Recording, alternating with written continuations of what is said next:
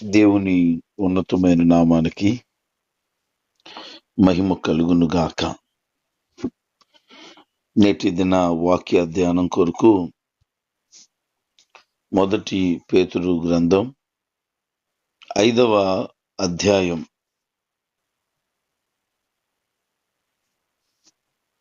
పేతురు గారు యేసుక్రీస్తుతో పాటు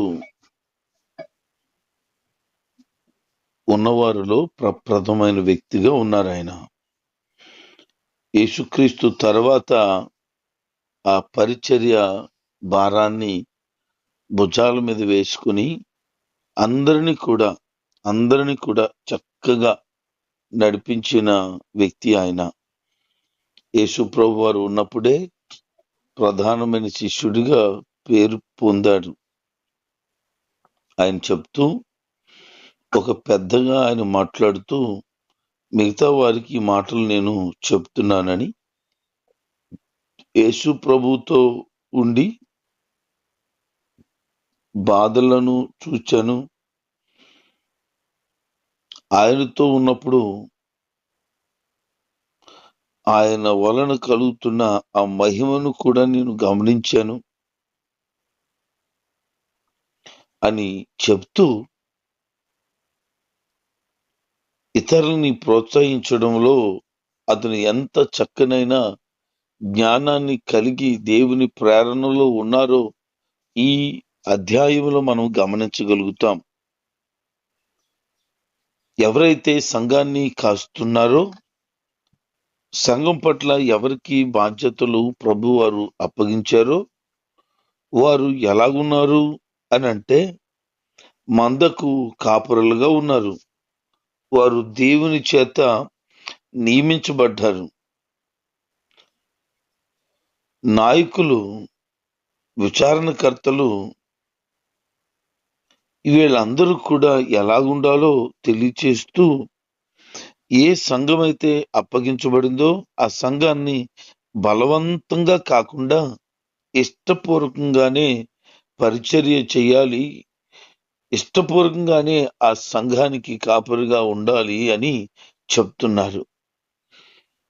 చాలా మంది సేవకులు లేకపోతే సేవకురాండ్లు వారికి ప్రభు ఇచ్చిన సంఘాన్ని బట్టి సొడుక్కుంటూ ఉంటారు. నేను చాలా మందిని గమనించాను. మా సంఘం సరైనది కాదు, చర్చికి సరిగా రారు, ప్రార్థన సరిగా చేయరు, కానుకలు ఇవ్వరు, ఎందులోనూ కూడా సరిగా పాలుభాగస్తులుగా ఉండరు అని అనేక పర్యాయాలు అనేక మంది మాట్లాడగా విన్నాను నేను. ఎందుకు అంటే వారు పరిపూర్ణులు కాదు. ఇశ్రాయేలు ప్రజలు 40 సంవత్సరాలు నడిపించబడ్డారు. వాళ్ళు విసుగు తెచ్చేవాళ్ళట, సణిగేవారట, తినేవాళ్ళు, తాగేవాళ్ళు. అయినా సరే వాళ్ళ కాళ్ళకు వాపు రాకుండా, వస్త్రాలు పాత గిల్లిపోకుండా చాలా దేవుడు కాపాడినా వాళ్ళు ఎప్పుడు కూడా సణుగుతూ ఉండేవాళ్ళం. ఇశ్రాయేలు ప్రజలను 40 సంవత్సరాలు నడిపించడంలో మోషే మిక్కిలి సాత్వికుడు అయిపోయాడు. బహు కోపిష్టి, కానీ మిక్కిలి సాత్వికుడు అయిపోయాడు. తను గొర్రెల మందును కాస్తున్నప్పుడు 40 సంవత్సరాలు ఎలాగుండాలో దేవుడు గొర్రెల దగ్గర పెట్టి ట్రైనింగ్ ఇచ్చాడు. ఇశ్రాయేలీలను ఎలా నడిపించాలో అప్పుడు అర్థమైపోయింది.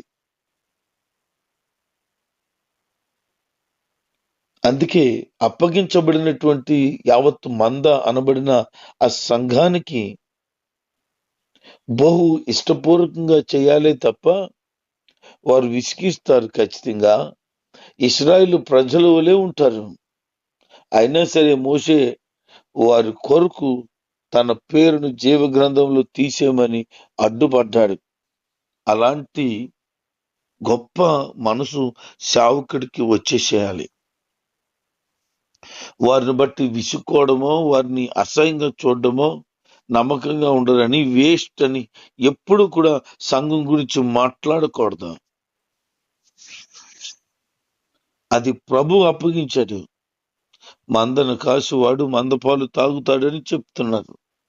అటు విధంగానే సంఘం నుంచి వచ్చిన దానితోనే జీవనాన్ని గడుపుతూ మరింతగా ప్రభు ఒకవేళ సమృద్ధినిస్తే దేవుని పరిచర్య కొరకు మరింతగా వాటిని వాడగలిగితే బాగుంటుంది.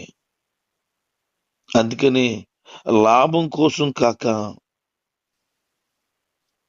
ఆసక్తితో నాయకులుగా సేవ చేయమని చెబుతున్నాడు. నేనేదో సేవ చేస్తున్నాను అని అనుకుంటే లాభం వస్తుంది అని. నేటి దినాల్లో కొద్దిమంది సేవకులు తయారవుతున్నారు. వాళ్ళకి కొద్దిమంది కాదు, ఎక్కువ మంది ధనం కోసమే సేవ చేస్తున్నారు. లేకపోతే సేవకు వచ్చిన కొంతకాలానికి ధనం మీదే మనసు ఉంటుంది. ధనం అవసరం, కానీ దానికంటే ముఖ్యం దేవుడు అవసరం. తర్వాత సంఘం అవసరం, ధనం కాదు. అందుకని సిరికిని దేవునికి నీ దాసులుగా ఉండనేరరు అంటున్నాడు. మనం ఎప్పుడైతే ఈ ధనం మీద ఆసక్తి కలిగి ఉన్నామో, దుర్లాభాన్ని అపేక్షించే వారిగా ఉన్నామో, సేవ పాడైపోతుంది. అందుకనే ఆసక్తితో సేవ చేయమంటున్నాడు. ఎవరైతే వారి కింద ఉన్నారో ఆ యావత్తు మందకు ఆదర్శంగా ఉండాలంటున్నాడు. ఏదో ప్రభువుగా నాయకుడిగా ఉండడం కాదట, మాదిరికరంగా ఉండాలి. ప్రార్థన, పరిచర్య, దేవుని యొక్క ప్రతిరూపంగా దైవజనుడు సంఘానికి కనబడి ఒక ఆత్మీయ తండ్రి అనే భావాన్ని ప్రజలలో నుంచి తీసుకురాగలిగేటట్లుగా అలాంటి మాదిరిని కనపరచాలి. ఎందుకనంటే ప్రధాన కాపరి అయిన యేసుక్రీస్తు వారు వస్తారు ఒక రోజున. ఆయన వచ్చిన తర్వాత వాడ భారని మహిమ కిరీటాన్ని ఇస్తాడు. అందుకోసం మంద విషయంలో బహుజాగ్రత్త కలిగి ఉండాలి. అందుకని చెప్తున్నాడు, యువకులారా, ఓ యవనస్తులారా, పెద్దలకు నాయకులకు లోబడి ఉండండి. మీరందరూ ఒకరికొకరు లోబడుతూ వినయం కలిగిన వారిగా ఉండండి. ఆ వినయాన్ని వస్త్రంలాగా ధరించండి. వస్త్రాన్ని ఎప్పుడు రాత్రైనా పగలైనా ధరించుకునే ఉంటాం. అలాగా ఎప్పుడు వినయం కలిగి ఉండాలి అంటున్నాడు. ఎందుకంటే దేవుడు గర్వం కలిగిన వారిని అణిచేస్తాడు, ఎదిరిస్తాడు. కానీ వినయము కలిగిన వారి పట్ల ఆయన కృప చూపించేవాడై ఉన్నాడు. అందుకే తగిన సమయంలో దేవుడు మనల్ని హెచ్చించున్నట్లుగా ఆయన బలిష్టమైన రెక్కల దగ్గర దీన మనసు కలిగి తగ్గింపు స్వభావంతో ఉండాలి. తను హెచ్చించుకున్నవాడు తగ్గించబడతాడు. తాను తగ్గించుకున్నవాడు దేవుని చేత హెచ్చించబడతాడు. నువ్వు హెచ్చించబడాలి అని అంటే నీకు నువ్వు తగ్గింపు స్వభావం కలిగి ఉండాలి. ఈ తగ్గింపు స్వభావం నిన్ను దేవుని చేత హెచ్చించే స్థితికి వస్తావు. ఈ మాటలు వింటున్న బిడ్డలారా, దైవజనుడికి లోబడి ఉంటావా? విధేయత చూపుతున్నావా?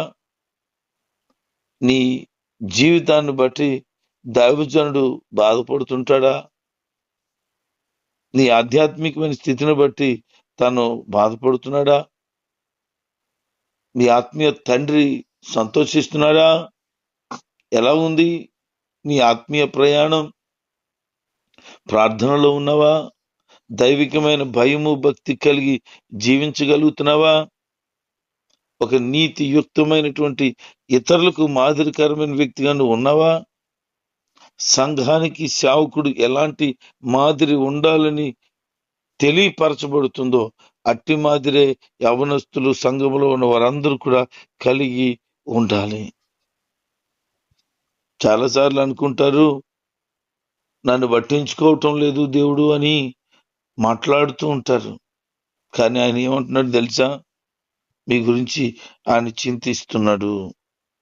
మత్తయి సువార్త 6వ అధ్యాయం 30లో ఎబ్రి పత్రిక 2వ అధ్యాయం 6-8 ఫిలిప్పీయులకు రాసిన పత్రిక 4వ అధ్యాయం 19 దేవుడు మన గురించి ఆలోచన చేస్తున్నాడని,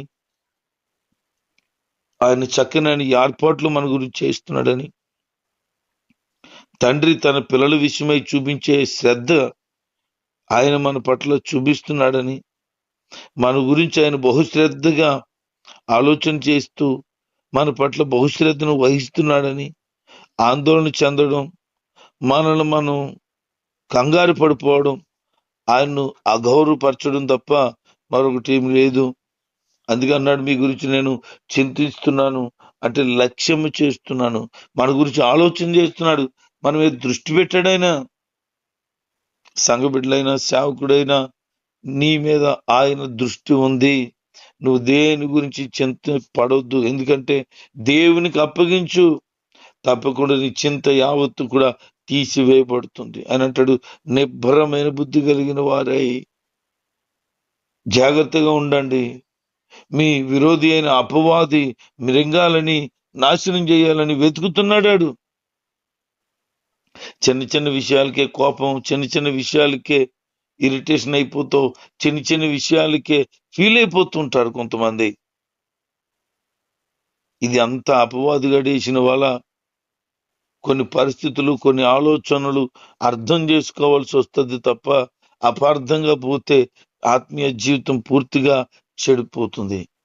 కొంతమంది చిన్ని చిన్ని విషయాలను బట్టే చాలా ఎక్కువ ఫీల్ అయిపోతుంటారు.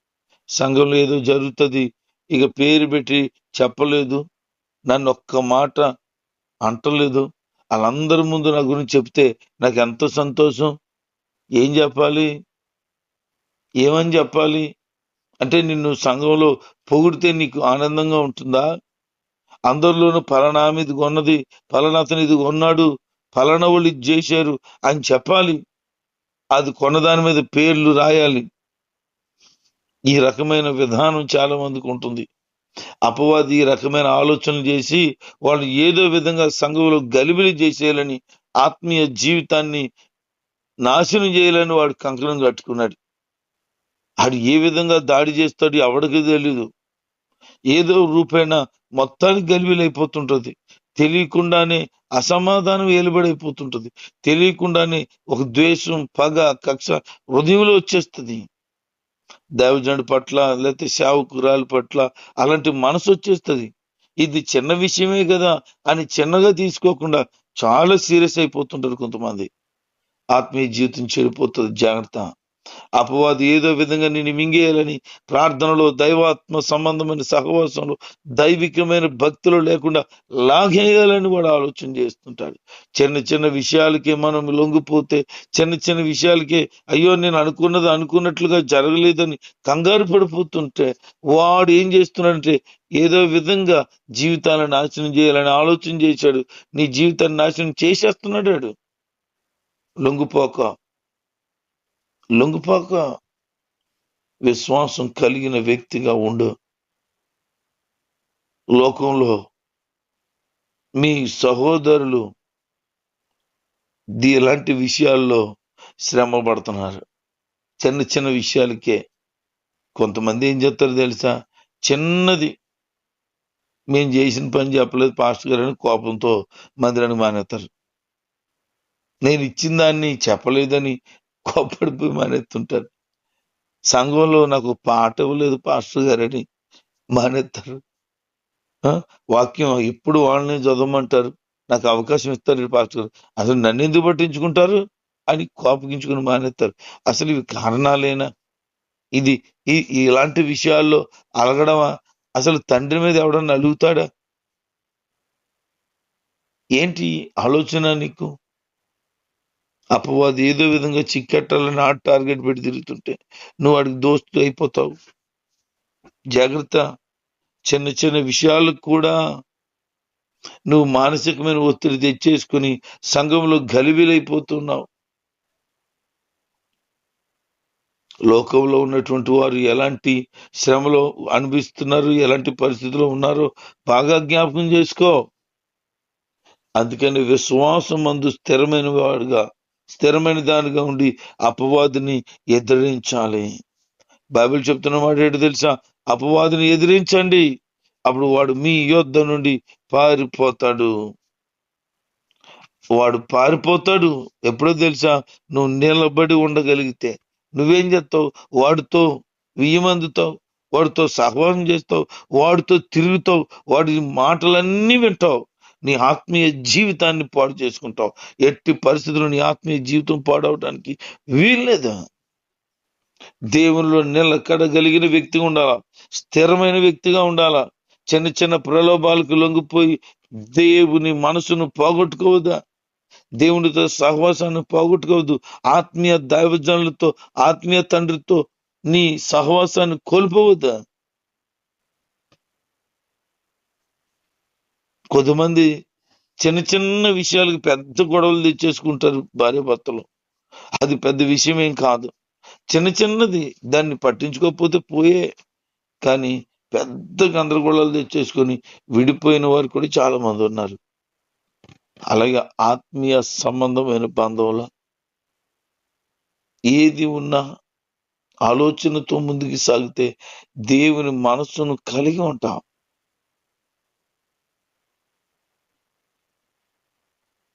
దేవుడు మనల్ని నిత్య మహిమకు పిలిచాడు.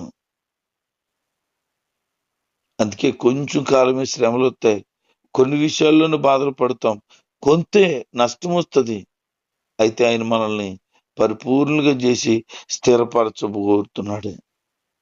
ఈ చిన్న చిన్న వాటికి, చిన్న చిన్న సమస్యలకి, శోధనలకి, బలహీనతలకి లొంగిపోవద్దు. కారణం ఏంటో తెలుసా? ఆయన మనల్ని పరిపూర్ణంగా చేయటానికి ఇష్టపడుతున్నాడు. నువ్వు ఎక్కడ లొంగిపోతావు, ఎలా పాడైపోతావు, ఎలా దూరం అయిపోతావు, అలా ఉండకూడదు. నువ్వు స్ట్రాంగ్ పర్సన్ అయిపోవాలి ఆత్మీయ జీవితంలో. అలా నేను స్థిరపరచాలని ఆయన ఉద్దేశం కలిగి ఉన్నాడు. మనం దేవుని కొరకు సాక్షులమై, నమ్మకస్తులమై ఉండాలని కోరుతూ,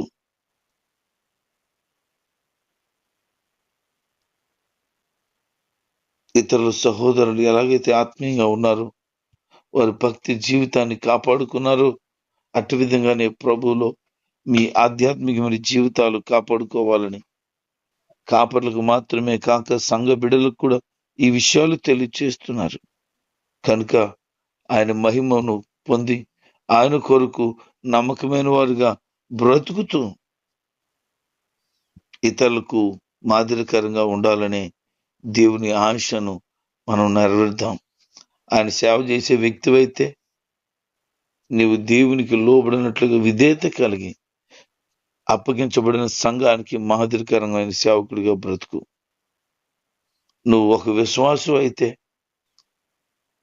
నువ్వు దేవుని వాక్యానికి లోబడి, దైవజనులకు లోబడి నమ్మకంగా సాగు. దేవుడు నీ జీవితాన్ని అనేక మందికి దీవెనకరంగా మారుస్తాడు. అటు కృప, అటు ఆనందం నిత్యము కలిగి ఉండి ఆయన కొరకు జీవించే భాగ్యమును అనుగ్రహించునుగాక. ఆమేన్.